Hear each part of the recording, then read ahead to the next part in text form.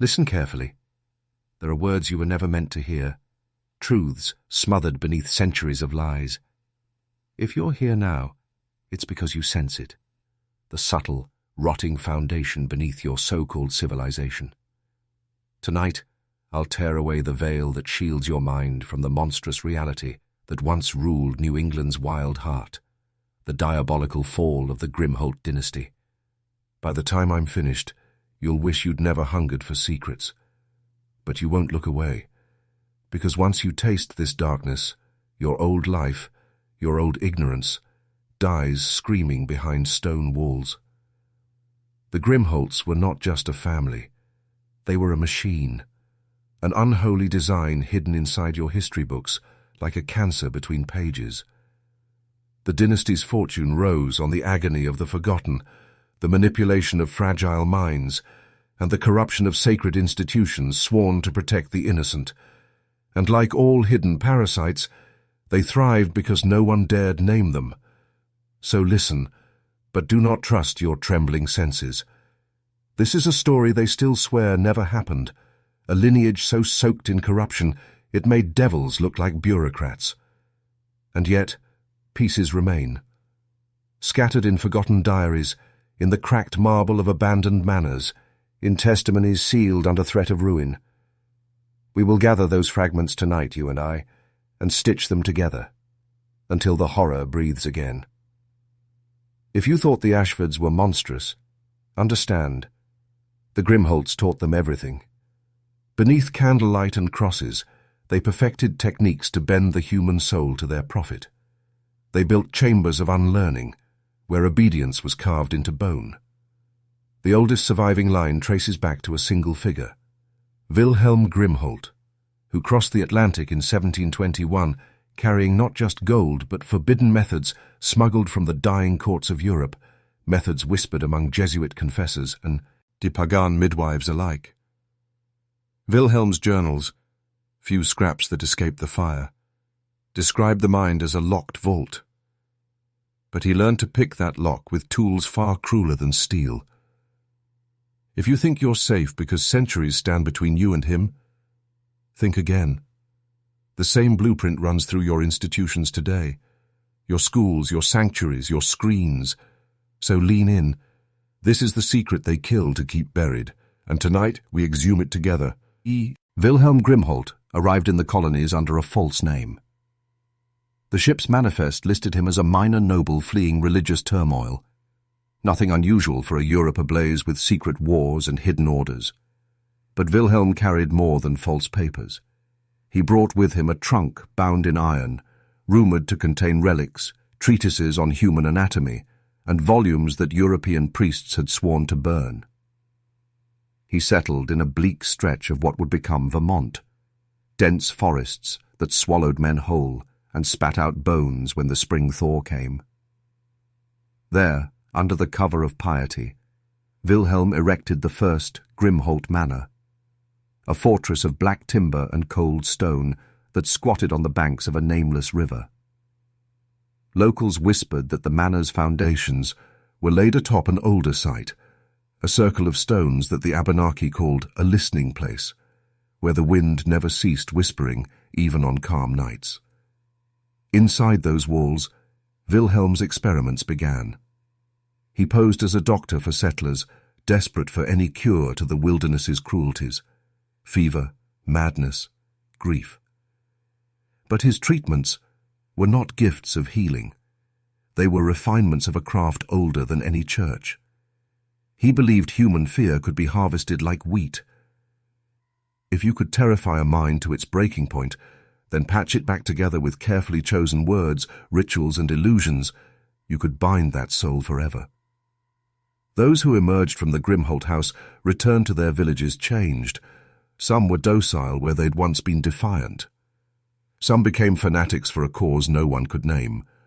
Some wandered the forests until wolves found them first. The settlements called it superstition, then blamed the woods, then blamed witches. But the real witch was always Wilhelm, watching through his windows as families buried daughters and mothers and called it the will of God. You see, every horror has a birthplace, and the grit. Grimholt Manor was more than wood and stone. It was a crucible where the first American experiments in psychological enslavement were forged. If you think this stayed buried in the trees, you're wrong. The Grimholt methods would survive long after Wilhelm's bones turned to dust, woven into the veins of institutions that still train you to kneel without rope or chain.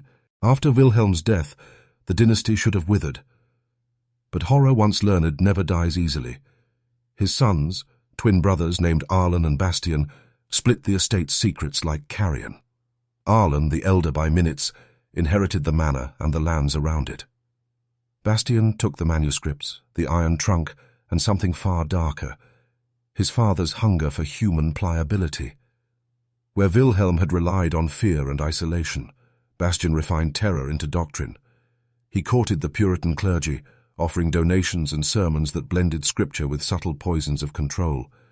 He understood that the pulpit was more powerful than the scalpel. If you could convince a man he was sinful by nature, you never needed to lock his wrists. He'd chain himself. Arlen, meanwhile, saw opportunity in flesh.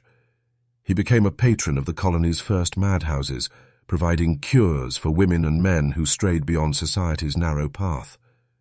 He funded hidden chambers beneath asylums, where whispered rituals ensured patients emerged docile or disappeared entirely. Together, the brothers created a lattice of control, faith and fear, doctrine and dungeon.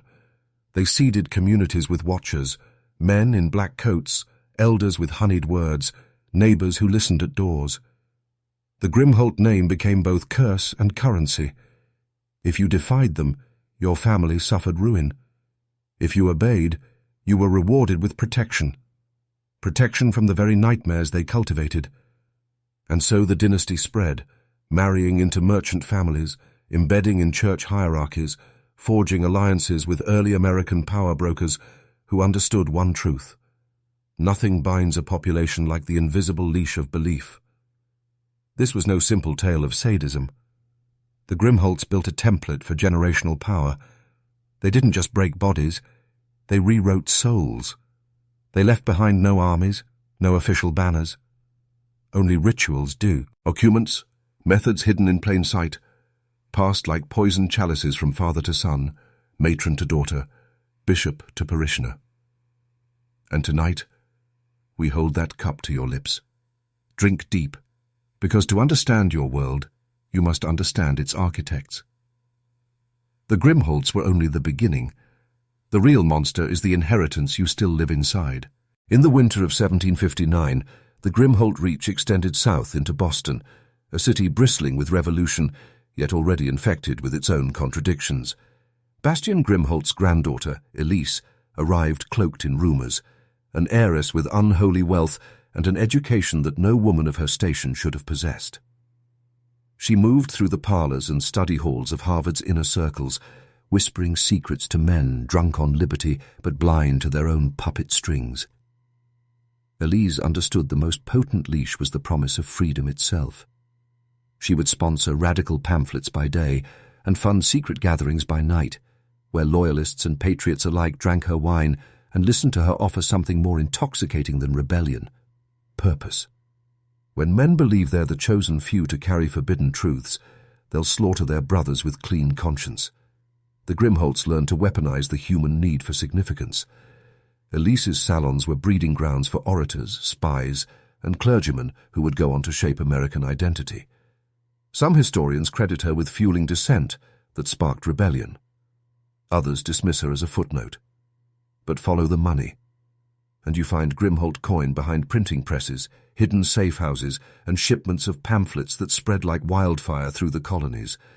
But the irony, oh the irony, is that the same mind that stoked liberty seeded the roots of invisible control. The Grimholts didn't care which crown sat on colonial thrones. They cared that men learned to chant slogans and die for illusions crafted by hidden hands. Elise's diaries, pages salvaged from a fire that consumed her Boston townhouse in 1771, speak of the beautiful paradox: enslaving men by teaching them they are free. Every revolution needs a shepherd. Every shepherd needs sheep. And sheep, once convinced they're wolves, will tear apart any lamb you point at. The Grimholts watched from candlelit parlours, sipping imported brandy, while the colonies bled for a freedom that would breed a new empire, an empire no king could claim, because its real throne was the human mind. Tell me, do you see the pattern yet? The stone walls change, the crosses become flags, the dungeons become newspapers, schools, screens. But the leash remains. And tonight, we drag that leash into the light.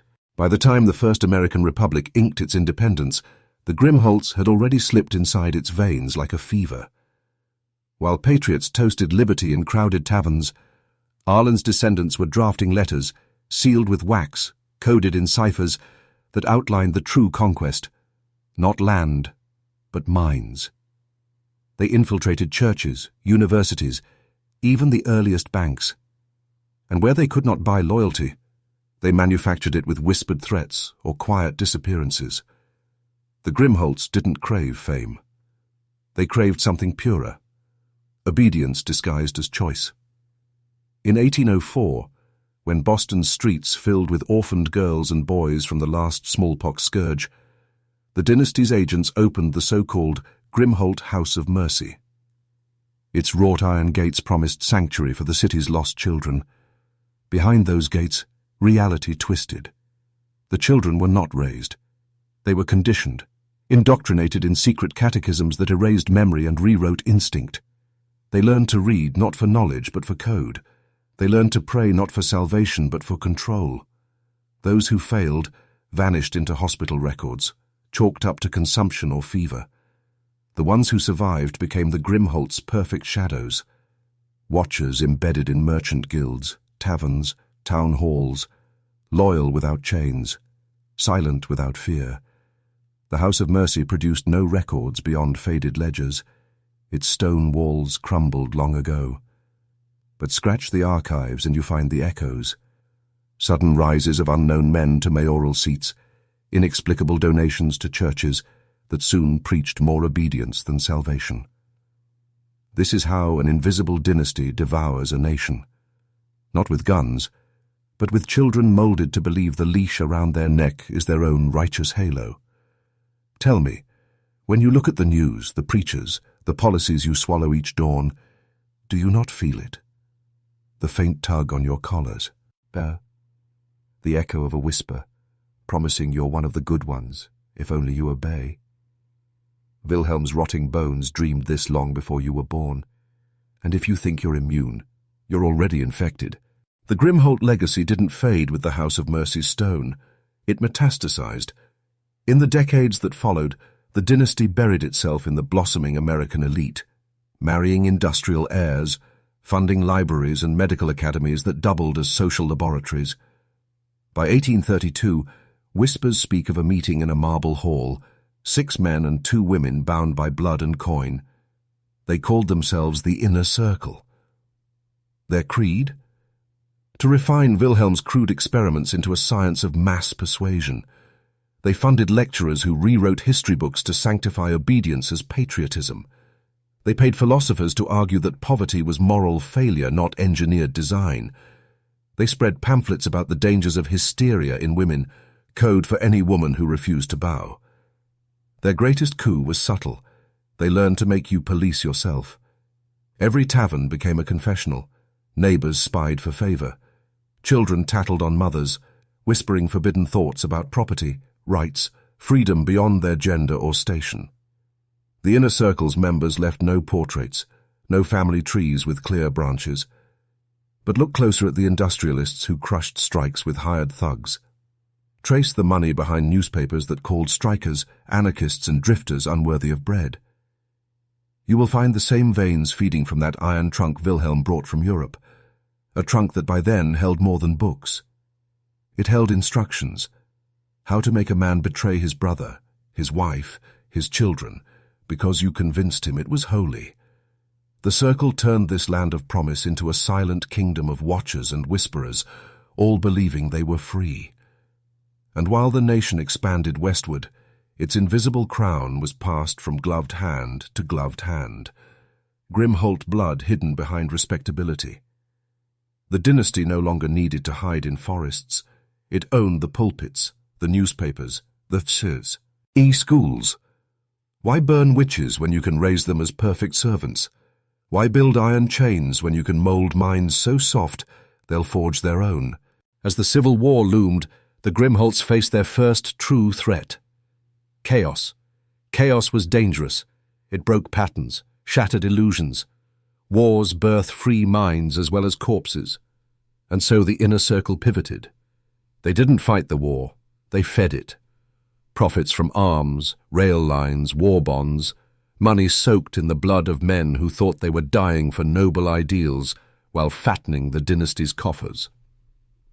Some Grimholt descendants posed as abolitionists, funding emancipation rallies, while quietly investing in companies that profited from convict labor once the chains of slavery fell. Others backed Confederate interests, securing lucrative cotton deals through northern intermediaries. They played both sides, because sides are illusions. The only reality was the secret machinery humming beneath the gunfire. Financial networks, coded telegrams, whispered bargains behind closed doors where generals and bankers made war a business. And when the war ended, the Grimholts pivoted again. The South lay in ruin, desperate, hungry for order. Who better to sell order than the masters of the invisible leash? Former Grimholt agents opened reform academies for orphans of fallen soldiers. These academies, like the House of Mercy, did not educate. They conditioned. Boys learned discipline and loyalty, not truth. Girls were taught obedience and sacrifice, not freedom. Those who questioned vanished into the fog of Reconstruction's chaos. Tell me, did you think the Grimholts feared losing power? Power is patient. It feeds on your need for safety after ruin. It offers a leash when chaos snaps your spine, and you grab it, grateful. Remember that next time a tragedy strikes and a smiling mouth offers you salvation through more control, more silence, more chains you swear are your own choice, that mouth carries Grimholt blood whether it knows it or not. When the Gilded Age dawned, the dynasty's tactics evolved yet again. New money flooded the streets, steel barons, oil kings, railroad tycoons. The Grimholts saw in these men not rivals but tools. They whispered secrets over private dinners in mahogany rooms. Control the workers, not with whips, but with debt. Give them wages just high enough to dream, never high enough to escape. The dynasty poured money into newspapers that told factorymen they were free, while chaining them to endless 12-hour shifts. They funded lectures on the virtue of poverty. They donated stained glass to churches that preached the holiness of toil and the sin of asking why your children coughed blood in coal dust while your boss's child learned Latin. The Grimholts perfected the art of spectacle. Bread lines, charity balls, grand donations to libraries that preached upward mobility while ensuring upward mobility stayed exactly where it was, upward. And as the century turned, they found a new miracle weapon. The human mind cracked wide by science. The Grimholts funded early psychology. They funded institutions to study the hysterical, the deviant, the undesirable.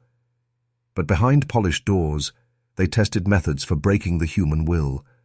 Electric shocks, forced isolation, whispered scripts repeated until the patient could no longer trust his own thoughts. Those techniques? They never died. They crawled forward through behavioral science, marketing, public relations, all polite names for Wilhelm's iron trunk reborn. You think you chose the car you drive, the clothes you wear, the god you praise? Or did a dynasty's descendants plant the seed while you slept, so you wake each dawn certain your leash is freedom? Tonight, I'll show you just how deep they sank their hooks. But first, prove you're ready. If you've made it this far, write, "I am the lock. I am the key," in the comments below. Twice. Once to bind you to this knowledge, once to break the lock they forged for your mind. Do it now, because the next secrets will break you if you're not ready. Once you've written the words, "I am the lock, I am the key," you'll feel it. The shift inside. You can't unsee this now. You can't pretend your history is innocent. Because after the dawn of the 20th century, the Grimholt legacy merged with something far more insidious than religion or plantation wealth, the new gospel of the industrial mind. Factories turned human bodies into gears. But what if you could turn their minds into gears too? The Grimholts funded early advertising pioneers, men who once sold snake oil now selling cigarettes, cars and wars.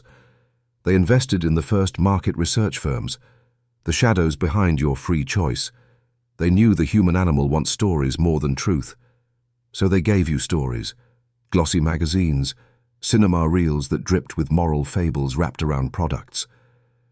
If Wilhelm's trunk taught fear, his heirs learned seduction. A new collar for a new age. The leash didn't just bind the worker to the assembly line. It bound the mind to a dream.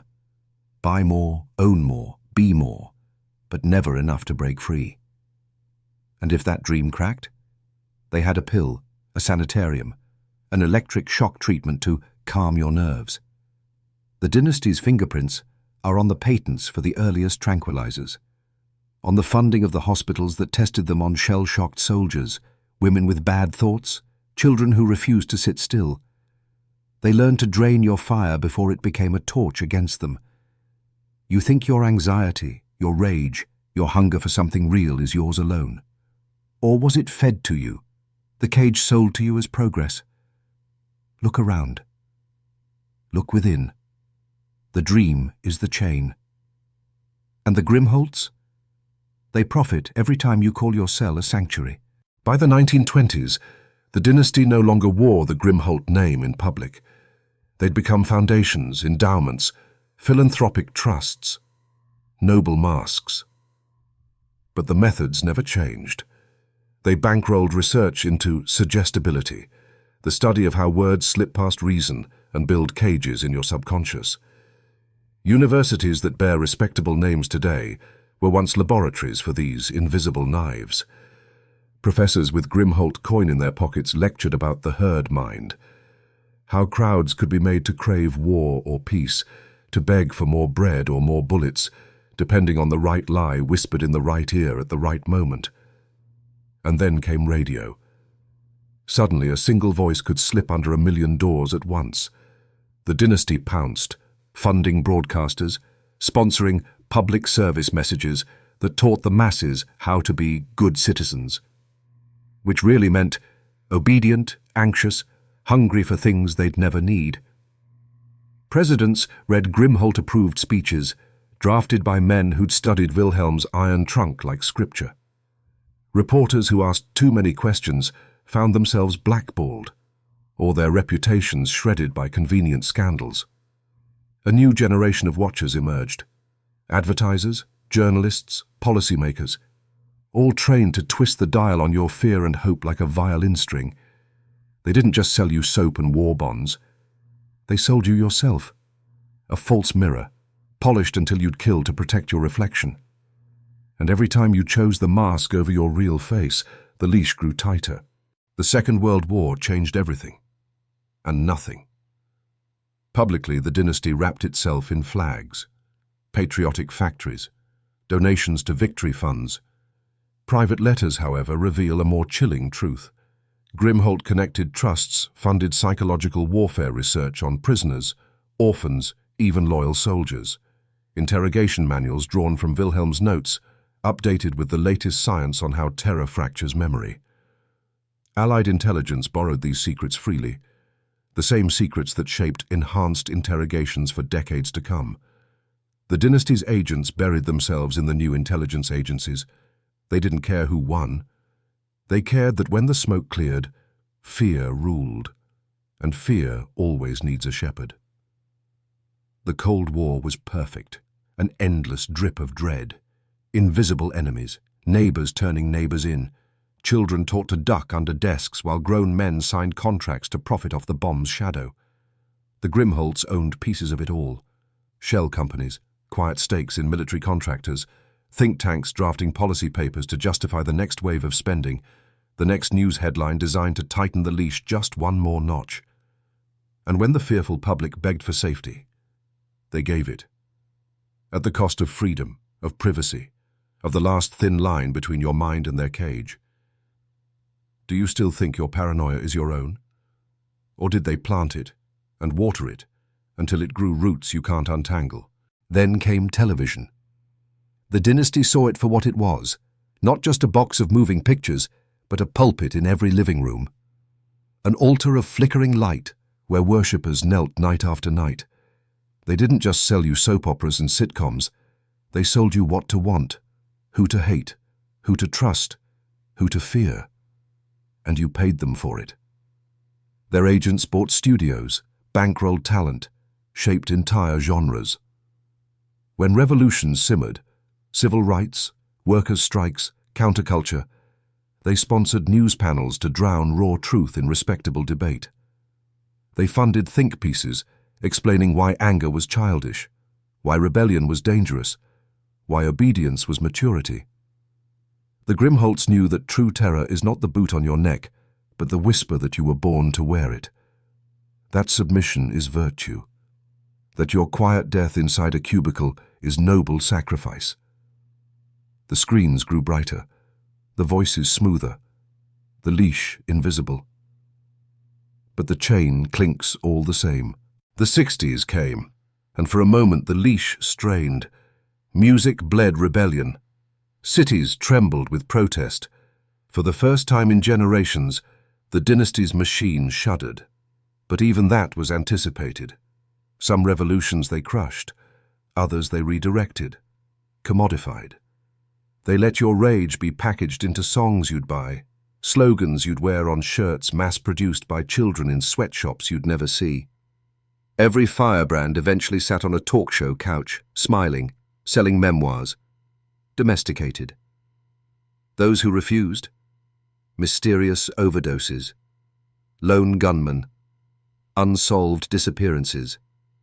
The dynasty didn't fear anarchy. They feared uncontrolled narrative. They knew you can't kill a story that lives in a million hearts. So they didn't kill it. They bought it, branded it, sold it back to you as nostalgia. And you, we, sang along, thinking we were free. Wilhelm would have smiled at the irony. The best leash is the one that makes you dance. Then came the digital age, the perfect evolution of the leash. You plugged yourself in willingly, screens in your pocket, whispers in your ear as you sleep. Social media? The final cathedral of the Grimholt inheritance. A self-policing confessional booth where you offer your secrets freely. Your fears, your lusts, your loneliness, all archived, cross-referenced, sold. You think you're the customer. You are the product. They taught you to surveil yourself, to celebrate your own branding, to crave the dopamine drip of fake connection. And while you chase likes and clout, they harvest your mind for patterns. Every search, every swipe, every unspoken impulse, raw data fed into an invisible engine that sculpts your reality. You are not paranoid enough. The cage is now inside you. And every new app, every new feed, every new distraction, more bars on your digital cell. Wilhelm's iron trunk is now a server farm humming in the desert. And you, the willing inmate. So here you are, a descendant of peasants and kings alike, kneeling at an altar of your own making. You were told you were free. They gave you symbols, flags, brands, screens, pills, to feed the gnawing void where real freedom once lived. They sold you security while they robbed you blind. They sold you belonging while they stripped you of identity. They sold you dreams while they fed on your sleep. And the Grimholts, they never needed to lift a sword. Their blade was your mind. Their leash is your silence. Their profit is your soul. Traded for convenience, for comfort, for empty promises that tomorrow will be better if only you obey. The dynasty still lives. It wears new names, conglomerates, councils, committees, think tanks, boards. But the bloodline runs through them all, not just in veins, but in ideology. And tonight, you know, So tell me, now that you see it, will you keep your collar on? Or will you break it, no matter what the cost? Long before you and I were born, a man named Matthias Grimholt wrote a single line in his hidden journal. He who owns the story owns the soul. That's the essence of the dynasty's power. Stories shape reality. A man will die for a story, kill for it, betray his brother for it. So the dynasty became storytellers, priests, professors, editors, producers, influencers. They understood something you must understand too. The mind is hungry for narrative the way the body is hungry for bread. Deny it bread, and it will starve. Deny it a story, and it will make monsters in the dark. So they fed you monsters of their own choosing. Enemies you could hate, heroes you could trust, saviors to whom you'd kneel. They turned the entire culture into a prison of tales, and the only escape is truth so sharp it cuts your illusions to the bone. I give you that knife now. Use it well. It is said that before Wilhelm's bones turned to dust, he whispered to his sons, "Never wield the whip when a word will suffice." His descendants perfected that. They learned that the whip breaks the body, but the word breaks the will. The perfect subject is one who polices himself, who kneels and calls it virtue, who punishes any brother who whispers doubt. This is why your world punishes the questioner more than the tyrant. This is why truth-tellers vanish while liars thrive. It's by design. A design older than your flag, older than your constitution, older than the illusions you cling to. The dynasty didn't just bind you with stories. They gave you a muzzle made of shame and fear. Speak the forbidden truth, and you're mocked, exiled, ruined. Stay silent, and the leash stays hidden. You call that freedom. Ask yourself, who profits from your fear? Who fattens their coffers when you kneel in panic? The Grimholt method is simple. Manufacture terror, then sell you the cure. In the Roaring Twenties, it was the Red Scare. An invisible enemy behind every door, justifying raids, purges, and new controls. In the 50s, it was the Soviets in your backyard, the atom bomb in your dreams. In the new century, it's threats so fluid they can never be defeated. Terror, pandemics, disinformation. Always just enough fear to keep your neck bowed. Always just enough crisis to tighten the collar you swear you chose. The Grimholts wrote that manual. Their descendants edit it daily. A living gospel of manufactured dread. Because a frightened man clings to his leash, a terrified man begs for it. And when you beg, they smile and sell you your cage at a price you'll never finish paying. If you think this ends at borders, you're dreaming. The dynasty didn't stop at America's shores. It metastasized across oceans. London, Paris, Berlin, Moscow, Beijing. Grimholt blood and methods found eager imitators in every capital. You see enemies on your news, flags you're told to hate. But underneath, the blueprint is the same. Fear, obedience, spectacle, control. Whether it's a dictator's iron fist or a senator's polished smile, the leash is woven from the same fibers Wilhelm spun in his forest all those centuries ago. They learned from each other. They trade techniques like priests trading relics, surveillance, mass distraction, divide and conquer. A global web of shadows that feasts on your divisions. Left, right, red, blue, puppets on strings spun by the same hidden loom. The dynasty does not care which puppet dances, only that you never see the hand inside. And when the leash frays, when anger boils over, they are ready for that too. They let you riot just enough to exhaust your rage. They let you scream in the streets just long enough for the cameras to film your despair. Then they spin your chaos into fresh fear for the quiet masses at home. New laws follow, new slogans, more funding for watchers and whisperers, and you think you made change. But the system remains, shifting shape just enough to fool you into hope. Hope, the sweetest leash of all. They give you leaders who talk like you, look like you, swear they'll break the chains, until they taste the dynasty's gold. Then they become its priests too, feeding you the same poisoned gospel. And when you ask, How did this happen? Look in the mirror. Look at the collar. Look at your silence. But here's the secret they fear most. The leash only works if you kneel. If you stand, truly stand, the chain snaps like rotten thread. That's why they keep you distracted, addicted, divided, drunk on trivia and cheap dopamine. Because an awake mind is the only force that terrifies them. Not your guns, not your slogans, not your hashtags. Your mind. Clear, focused, ruthless in its hunger for truth. That mind cannot be bought. It cannot be bribed with comfort or silenced with shame. That mind is a contagion, the one plague they have never been able to cure.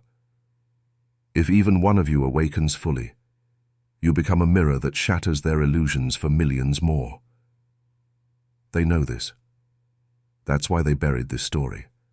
That's why they hunted down the truth-tellers, burned the letters, rewrote the ledgers. But they failed.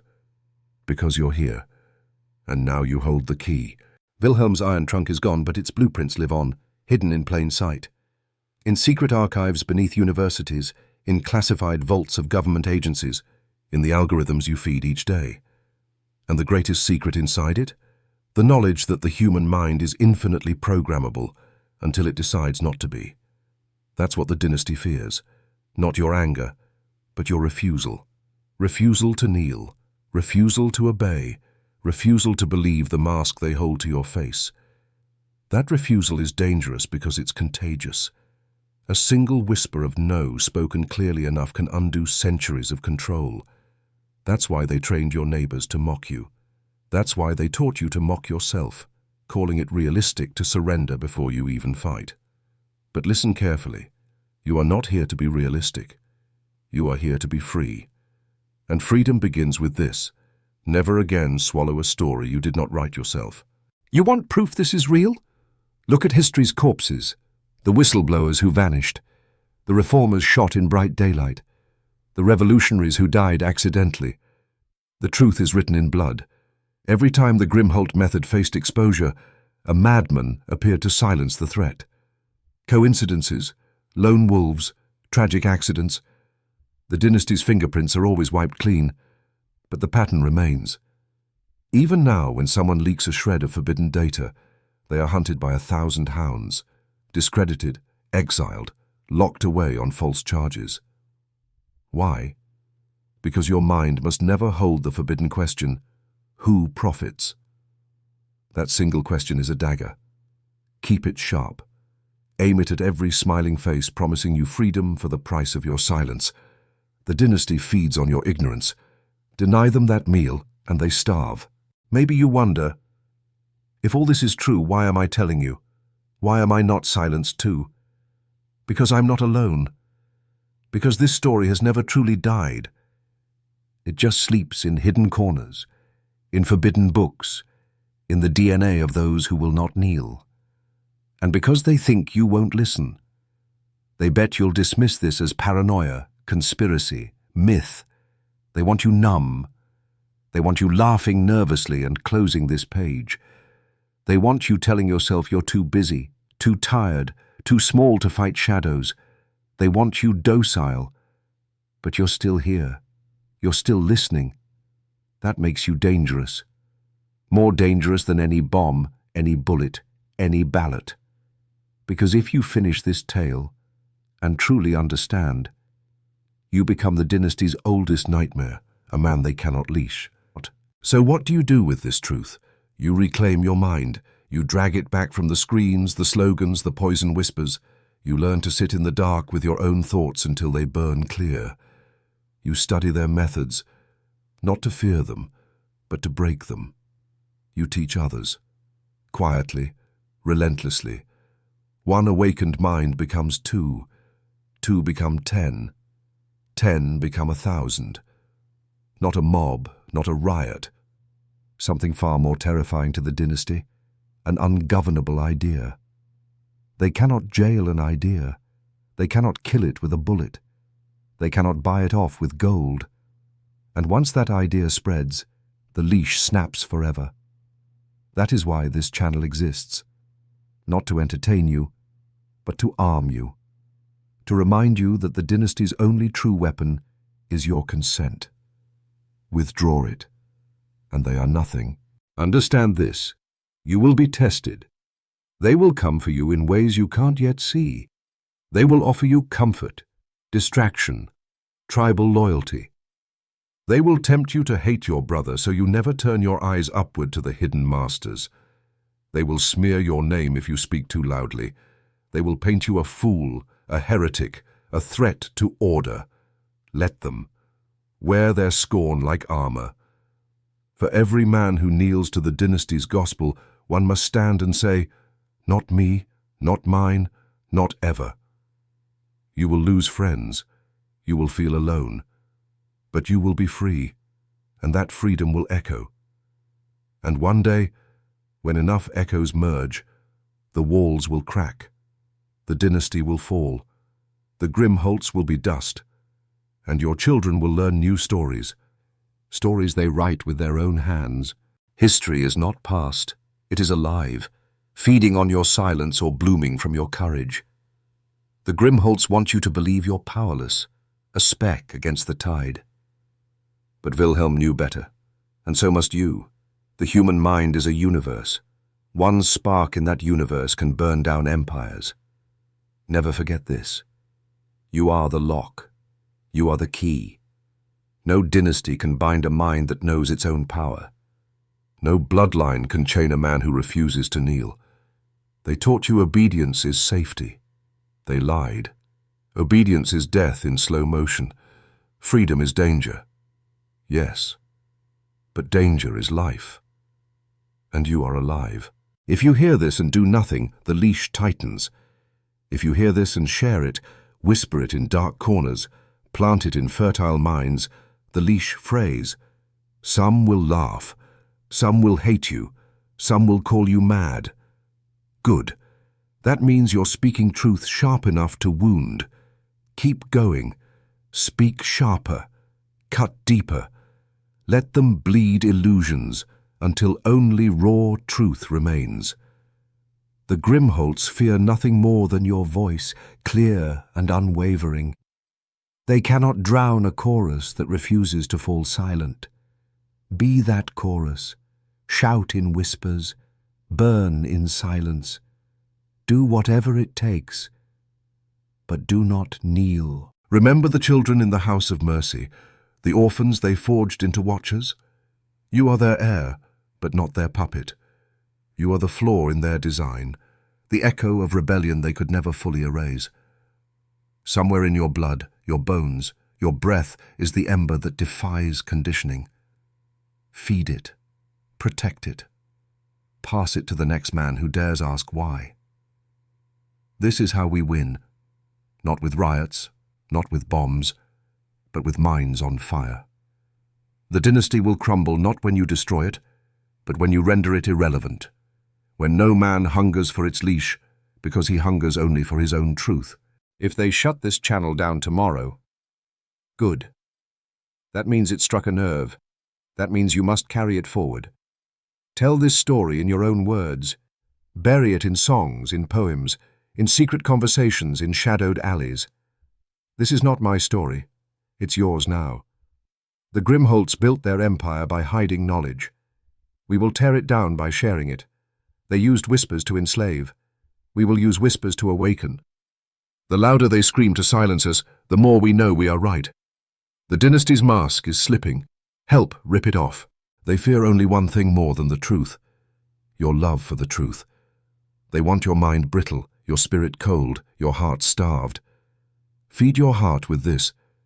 We do not kneel alone. We do not awaken alone. When you find another awake mind, guard them like treasure.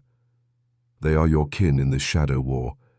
Together we are the dynasty's plague, the infection they cannot cure.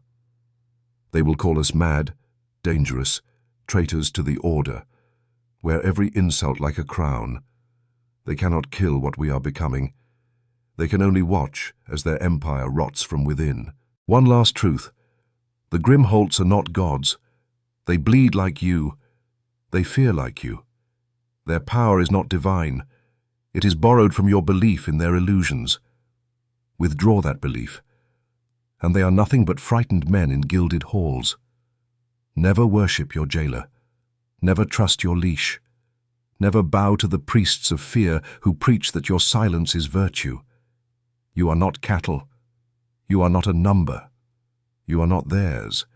You are the lock. You are the key. And your mind is the weapon they can never disarm. So stand up, right now. Not in rage, but in ruthless clarity. Strip their stories from your flesh. Burn the leash in your mind. And when the watchers come, smile. They cannot chain what refuses to kneel. They cannot muzzle what whispers freedom in the dark. They cannot bury the truth that you carry in your bones. You are not a puppet. You are not prey. You are the flaw in their design, the ghost in their machine. And you will not kneel. Write it again, now, in the comments below, for the last time, for the last chain to break. I am the lock. I am the key.